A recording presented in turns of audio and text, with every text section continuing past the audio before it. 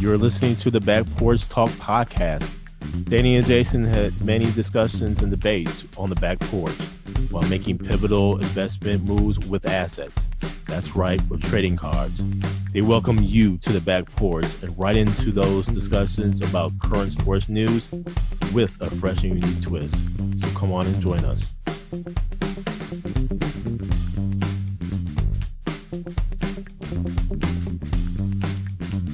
Welcome to the Back Porch Talk podcast. I'm your co-host, Jason. Your co-host, Danny.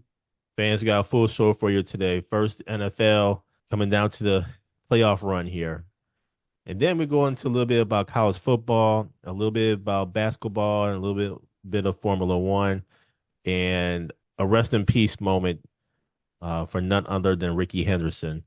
But Danny, first right into the NFL and where we're coming down to the wire. And in coming down to the wire, these games are getting good. One of the highlight games for me for this weekend was that of the Chiefs against the Texans. That was actually played on Saturday. And kudos to the Chiefs, man. They have a lot of games in a matter of a few days.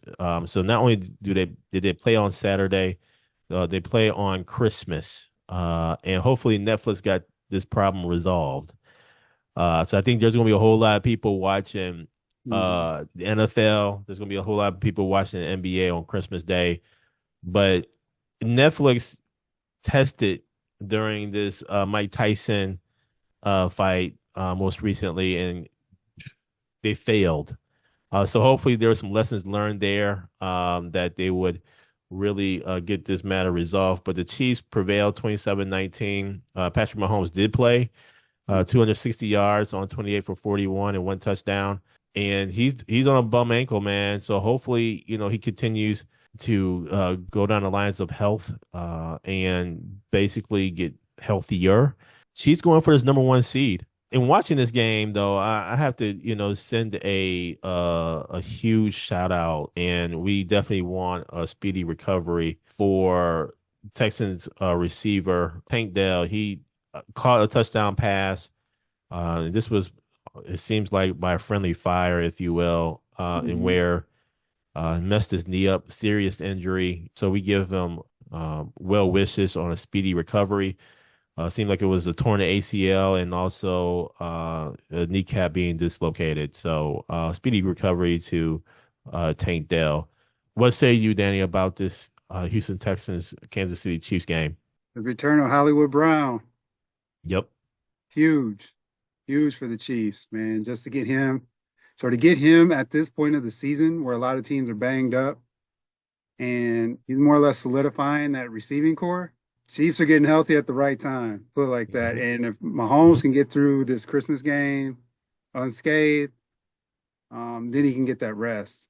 He'll get a week and a half at least. And depending on what Buffalo does next weekend, they may clinch. I did see a Tank Dell injury, which was gruesome, and Stroud showing the emotion, the team showing the emotion. It was just a tough injury, man. Just to see that, so we're hoping for a speedy recovery there. But Danny, another game that resonated with me here is that of the Philadelphia Eagles against the Washington Commanders. 36-33, Commanders prevail. Jaden Daniels continues to impress as a rookie. 5 touchdowns, 2 interceptions, 258 yards. Jalen Hurts gets injured. Concussion is out. Kenny Pickett comes in, 143 yards, a touchdown, and an interception. You got to watch out for the Commanders, man. I think they have something going. And it's good to see other teams in divisions to actually win and really be competitive. And the Commanders are just that. Philadelphia Eagles, they drop a game that they desperately needed just to position themselves in the playoff race. But 36-33, Commanders prevail, and Saquon Barkley goes for 150 yards, 29 carries, 2 touchdowns. A.J. Brown, 8 receptions, 97 yards, 1 touchdown. Had 15 targets. I want to put that in there. This is going to be interesting all the way around how this season wraps up. We're at game number 15. 2 more games to play for playoff positioning. What say you, Danny, about this game? Tough, man. Devontae Smith had a key drop in the fourth quarter, which if he catches the ball, the game is over. And it would hurt me because as a Falcons fan, we needed the Commanders to lose to help our playoff positioning. We did get some help last night. We may hit on that game too, but I was pulling for the Eagles to win this game. No shade to the Commanders. It's just being a Falcons fan, we need all the help we can get. And Devontae Smith catches the ball, they win. Jaden Daniels made a heck of a play at the end of the game to win it with, I believe it was like 6 seconds left. He threw that touchdown. So, and Jalen Hurts going out 12 plays into the game, 11 plays into the game. That was huge, man. Because Saquon was getting busy, and I think Saquon would have went for over 200 if Jalen Hurts would have been playing. It was a tough loss for the Eagles. And speaking of those Commanders Falcons next Sunday night in That's a Washington. huge game. In Washington, That's a huge game, man. facing old Coach Dan Quinn. We need the game. So there was a lot riding on this game yesterday. Commanders pull it out. So congratulations to them, and we'll see them next week.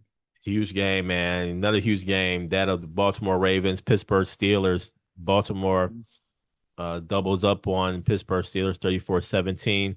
Russell Wilson, 217, 2 touchdowns, 1 interception. Lamar Jackson, 207 yards, 3 touchdowns, 1 interception. It almost seemed like there were interceptions back-to-back plays by both quarterbacks. But nonetheless, man, Derrick Henry goes for a monster 162 yards on 24 carries. I think Baltimore finally learned to give him the ball, give him the rock, and let him go. Yep. He had a nice long run of 44 yards on a play there. This was a very much needed game by the Baltimore Ravens to continue to compete for the divisional championship. Both teams are now 10-5, and they have splits. So we'll see what happens in these last two remaining games. But I think it's more important that the Ravens learn to give Derrick Henry the rock, and especially when it's cold, Mm-hmm. especially when defenses are tired. So, what say you about this game, and what say you about your Atlanta Falcons? Well, Jay, the Ravens, Steelers, the Ravens are getting hot at the right time. I know they've had a couple trip ups during the season, where in actuality, I think they should only technically have like two losses. But the defense is actually starting to step up now. And I know the Steelers are undermanned. They didn't have Pickens. And the Ravens took full advantage of that and held them to 17 points. And the offense looked great. And like you said, you're giving Derrick Henry the ball in December, January. This is what you signed him for, man, to ground and pound. So big win by Baltimore. And yesterday, Jason, transitioning over to my Atlanta Falcons, it was the debut of Michael Penix Jr. And Michael Penix went 18 for 27, 202, and had a pick. But Kyle Pitts would have caught the ball, that wouldn't have been an interception. And Drake London actually dropped the touchdown. It was a great play by the defense, but Drake London, pretty sure-handed. I thought he was going to come down with the ball. So Penix didn't get a touchdown, but this game was 34-7, where the Falcons started off slow. And Jason, we were texting, and it looked like it was a recipe for disaster, the way Atlanta started. Yeah. The team that has nothing to play for with the New York Giants, we have everything to play for, come out flat. But Bijan carried them, had 2 touchdowns. The defense played great, 2 touchdowns, 2 pick sixes. And it was a great overall game. Penix looked poised in the pocket. He took a couple big hits, but Mooney had 5 catches, 82 yards. Drake London had 5 catches. And so it was a good game to get Michael Penix his feet wet and get him in there, Mm-hmm. get some game Mm-hmm. action at Mm-hmm. home. And Kirk Cousins seems like he's playing the good soldier here and, backing up. Now, man, this is Jaden Daniels, Michael Penix Jr. next week, It's gonna be a good game. Sunday night, That's all gonna be a good eyes. game. I wish That's it gonna be was. a good game. I wish it was at home. Uh, but the thing is with Penix, he played in Washington and he played in Indiana. So I don't think weather should be a factor in case there is Hmm. weather. I'm not sure Hmm. yet on the forecast, but it is still early in the week. But big win by Atlanta. And now we're in first place due to a tiebreaker over Tampa Bay because Tampa Bay fell apart last night against the Dallas Hmm. Cowboys. Great game by Atlanta and great way to bounce back. And kudos to the defense for holding it down. And And Danny, so that game is going to be a great game. And let me just say that the Packers and Saints play tonight, mhm, Monday Night Football in Green Bay, where weather is going to be cold. And I'm wondering if the Saints are ready. I don't think they're ready for this cold. But more importantly, man, the Packers needs this game. mhm, Uh, Packers are right now in a sixth position, and there's still some, jumbling of seedings that can happen here. The Falcons right now is in the fourth spot. They win a tie break over Tampa Bay based upon head-to-head and win percentage. So Falcons need that game. We need this game as far as the Packers is concerned, just to remain in contention here. And now on to college football, where the playoffs started. Texas beats down on Clemson 38-24. Ohio State whoops Tennessee 42-17. Penn State mollywops SMU 38-10. Notre Dame beats on Indiana 27-17. The Texas play Arizona State next. Ohio State plays Oregon next. Penn State plays Boise State, and then Notre Dame plays Georgia. None of these games are really appealing to me. I'm just not, I'm don't get me wrong, the playoffs are okay. mhm, It's just that it just doesn't, maybe I'm just not in tune to the teams. Like this Georgia Notre Dame game, come mhm. on, man. I mean, besides the Georgia quarterback situation, I mean, Notre Dame historically has not played well in bowl games. So I'm already picking Georgia for this one. Yep. Of course, fans can choose who they want. Please don't use our suggestions, our picks as picks for betting purposes.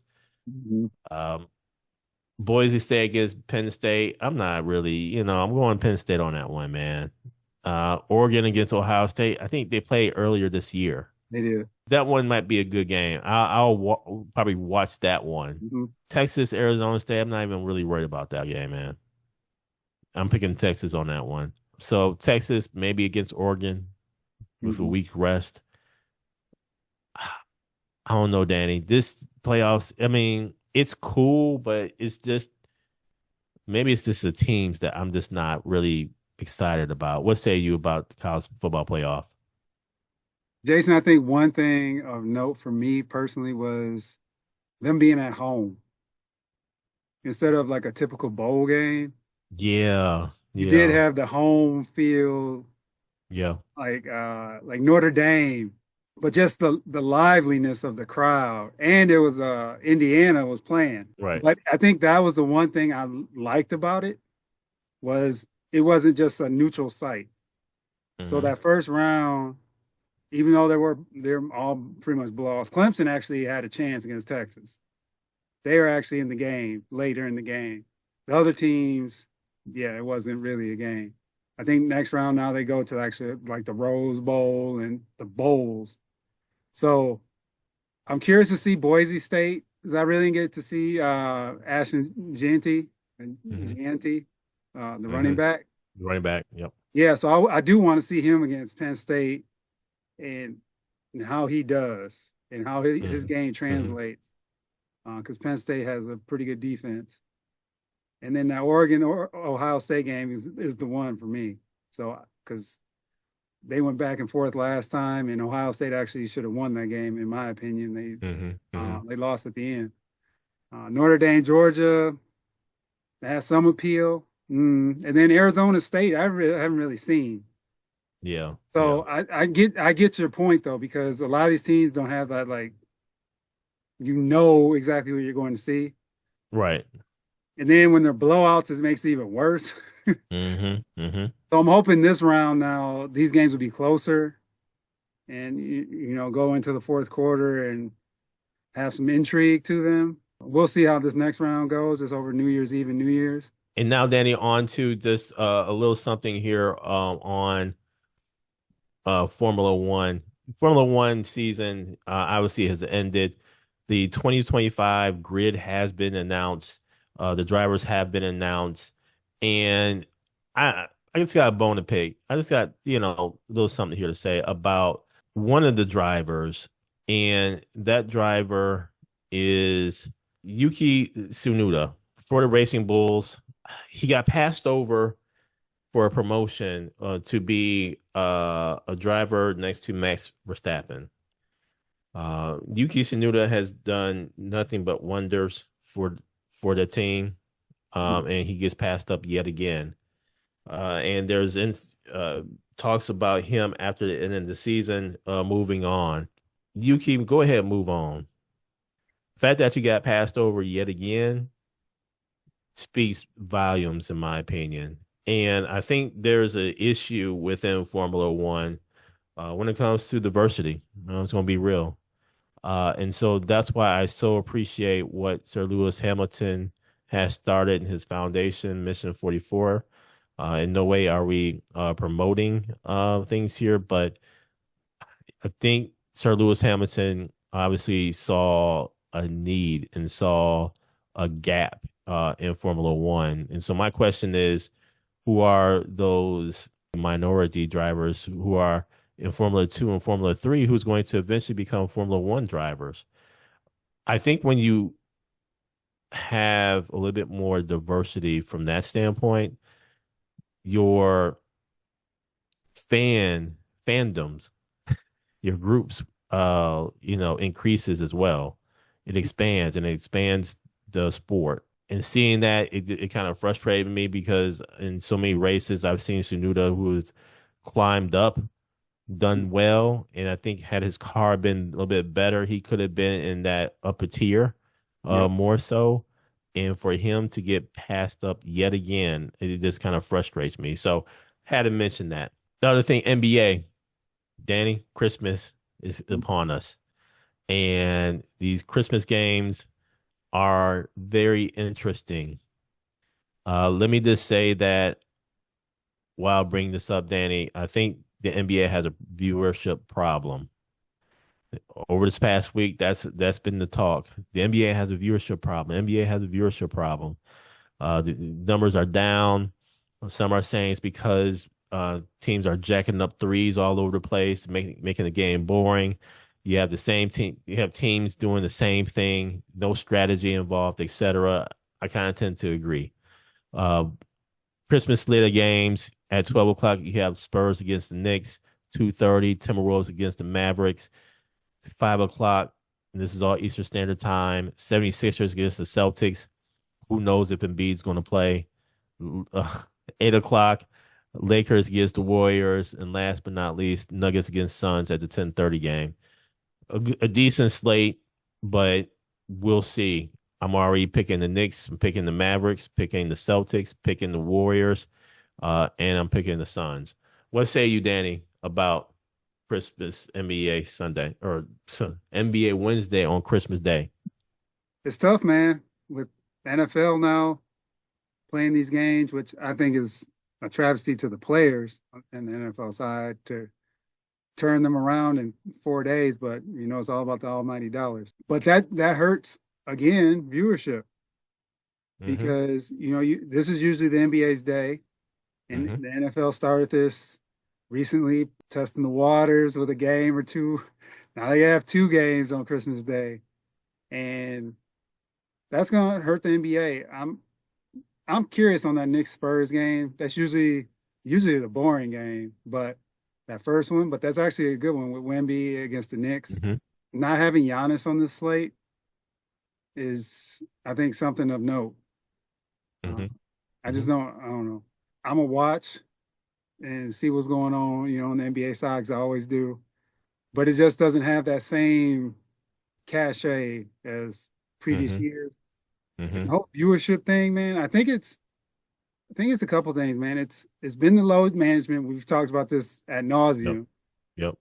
And then you see someone like Patrick Mahomes go out there. You saw him the week before get twisted up. Mm-hmm. Mm-hmm. He's playing football and Mm-hmm. go out there and actually play.